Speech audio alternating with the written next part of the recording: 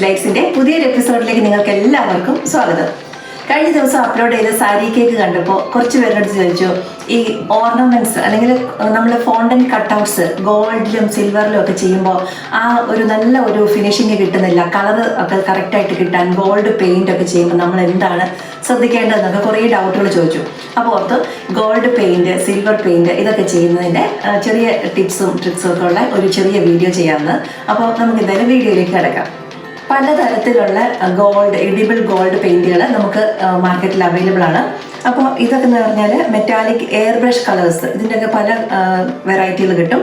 ഇത് എയർ ബ്രഷിൻ്റെ കളേഴ്സാണ്, അല്ലാതെ തന്നെ മെറ്റാലിക് ഫുഡ് പെയിന്റ് എന്നൊക്കെ പറഞ്ഞ് ഇതുപോലത്തെ പലതും കിട്ടാറുണ്ട്. പക്ഷെ എന്നാലും നമുക്ക് നല്ല ഒരു ഫിനിഷിങ് കിട്ടുന്നത് നമ്മൾ ഗോൾഡ് ഡസ്റ്റ് അതിനെ പെയിന്റ് ആക്കുമ്പോഴാണ്. ഞാൻ സാധാരണ യൂസ് ചെയ്യുന്നത് ഈ ഒരു ബ്രാൻഡാണ്, സൺബോൺ എന്ന് പറഞ്ഞത്.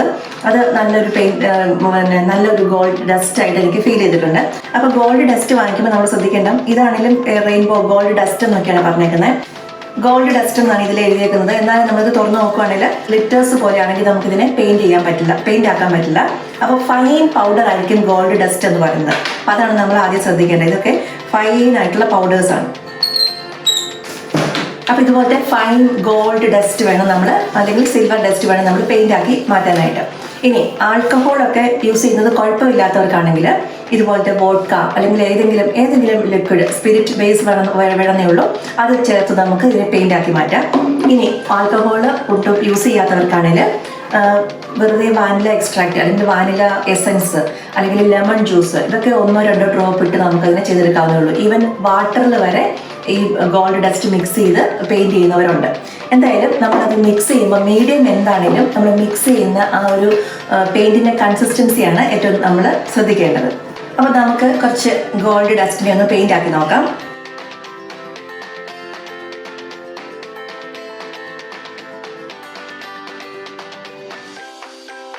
നമ്മൾ ഈ ഗോൾഡ് പെയിന്റ് ഒക്കെ ചെയ്യുമ്പോൾ ഗോൾഡ് പെയിന്റിനായിട്ട് ഒരു ബ്രഷ്, സിൽവർ പെയിന്റിനായിട്ടൊക്കെ ഒരു ബ്രഷ് തന്നെ മാറ്റി വെച്ചാൽ നല്ലതാണ്. അപ്പോൾ ഞാൻ ഗോൾഡിന് വേണ്ടി യൂസ് ചെയ്യുന്ന ബ്രഷ് ഇതാണ്. ഇതുപോലെ ചെറുതായിട്ട് കുറച്ച് ഒഴിച്ചു കൊടുത്തിട്ട് നമുക്കിതുപോലെ മിക്സ് ചെയ്ത് എടുക്കാം.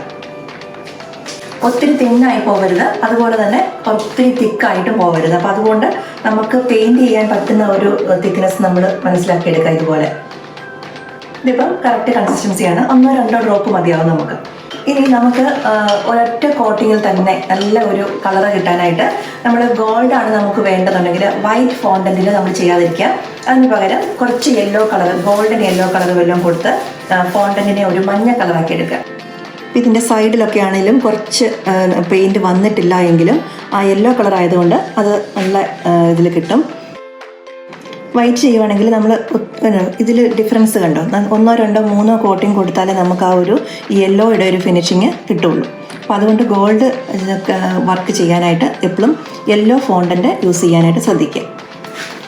അതിനുശേഷം ഇത് എഡിബിൾ ഗോൾഡ് സ്പ്രേ ആണ്. ഈ ഗോൾഡ് സ്പ്രേ കൊണ്ട് നമ്മളിത് ഡ്രൈ ആകുന്നതിന് മുന്നേ തന്നെ കുറച്ചൊന്ന് സ്പ്രേ ചെയ്താൽ നല്ല ഒരു ഫിനിഷിങ് നമ്മുടെ ഈ വർക്കിന് കിട്ടും. ഇനി അടുത്തതായിട്ട് നമുക്ക് സിൽവർ കളർ ഫോണ്ടന്റിന് എങ്ങനെയാണ് കൊടുക്കുന്നതെന്ന് നോക്കാം. അപ്പോൾ നമ്മൾ സിൽവർ ചെയ്യാനായിട്ട് വൈറ്റ് ഫോണ്ടന്റിനെക്കാട്ടിലും ഒരു ഗ്രേ കളറിലുള്ള ഫോണ്ടന്റ് എടുത്തിട്ട് ചെയ്യുന്നതാണ് കൂടുതൽ നല്ലത്.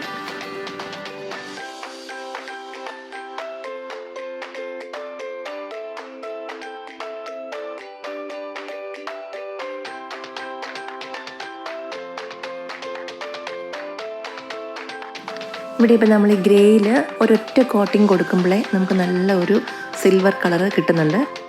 അതേസമയം വൈറ്റിലാണെങ്കിൽ ഒരു കോട്ടിങ് കൊണ്ടൊന്നും നമുക്ക് ആ സിൽവർ കളർ കിട്ടില്ല. അപ്പോൾ 2-3 കോട്ടിങ് കൊടുത്താലേ നമുക്കൊരു നല്ല ഫിനിഷിങ് കിട്ടത്തുള്ളൂ.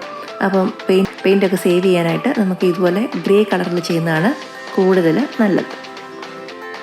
സിൽവർ പെയിൻറ്റിംഗ് ഒക്കെ ചെയ്തതിന് ശേഷം അത് ഡ്രൈ ആകുന്നതിന് കുറച്ച് മുന്നേ തന്നെ കുറച്ച് എഡിബിൾ സ്പ്രേയും കൂടെ, സിൽവർ സ്പ്രേയും കൂടെ കൊടുത്താൽ നല്ല ഒരു ഫിനിഷിങ് നമുക്ക് കിട്ടും.